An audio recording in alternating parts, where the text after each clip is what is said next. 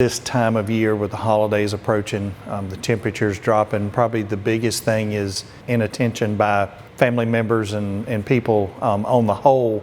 For instance, if it's the kitchen, you're not minding the stove. So something catches fire from a pot boiling over, getting too hot. Or it could be with holiday decorations. You've got candles sitting too close to things that will burn. Or God forbid, the turkey fryer, you bring it into the garage to fry the turkey inside, which you should never ever do.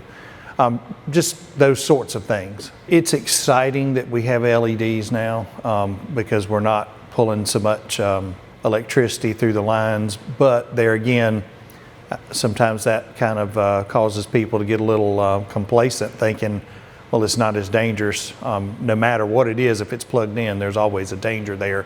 But a rule of thumb that I learned a long time ago is try not to go over 3 strands married together.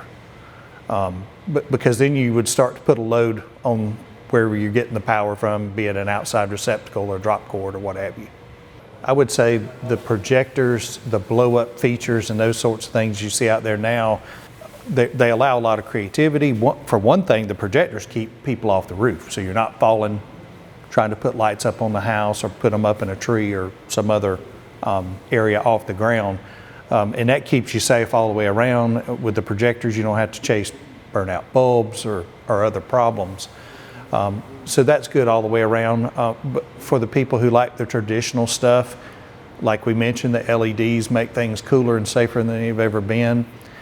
If you want to build the Griswold house, famous from the TV and the movies, you can still do that, but you have to add some decent ladders and take fall protection measures and those sorts of things, and don't do it alone. Make it a family activity. Again, a rule of thumb that I've heard repeated a lot that I kind of like is 1 cord, 1 outlet, but there are some things that we don't want to put in an extension cord. For instance, all the space heaters, and there's some really neat ones out there now that put out a whole lot of heat, but you have to remember that's a lot of load on that particular cord and that particular outlet. Sure, you can make the gauge of the cord bigger, and those are all good things we want to consider, but at the end of the day, without getting an electrician involved, I don't know how much load we're actually putting on that one outlet. So let's just try to keep it 1-to-1. And if we can, if at all possible, no extension cords on those space heaters or little portable heaters. It's just a bad idea. And when we throw cords into the mix, I think it bears repeating, be it the appliance or drop cords, please put them so that you don't walk on them. Not only trip and fall is a problem, but that constant walking on it will degrade the insulation on the cord, and eventually you might have bare wires or create another fire hazard.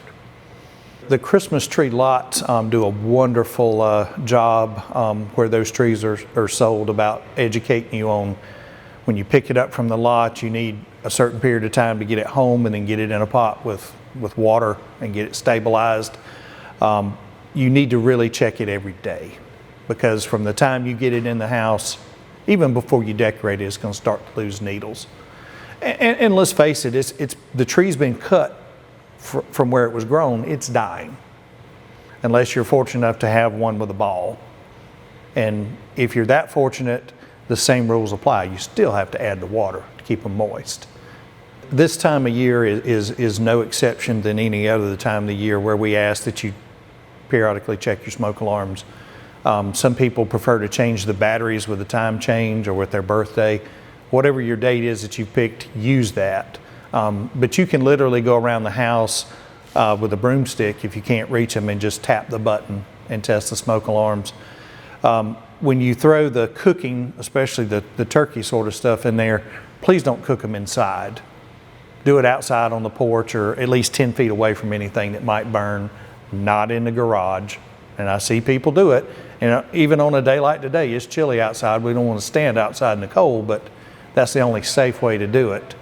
Another mistake that people will typically make too is don't put the solid frozen bird down into the hot oil, because you're going to get an upward explosion out of the pot or the vessel. And there's some dramatic footage of that people have taken over the years.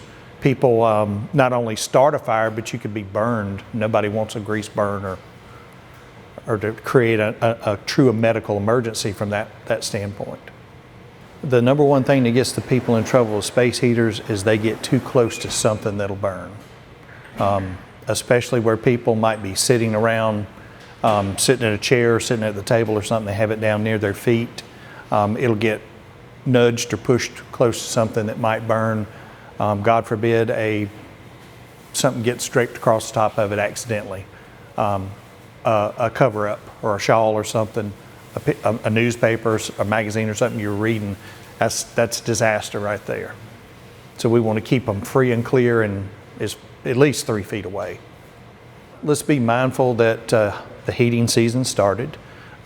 Get your system serviced, whatever your system might be. You also might think about, if you're using gas, to see about a CO detector. A lot of people forget about that one, or they just say, I have a smoke detector, I don't need it. But that's not entirely true, because the CO detector will help if there's a gas leak and help detect that and protect you from that.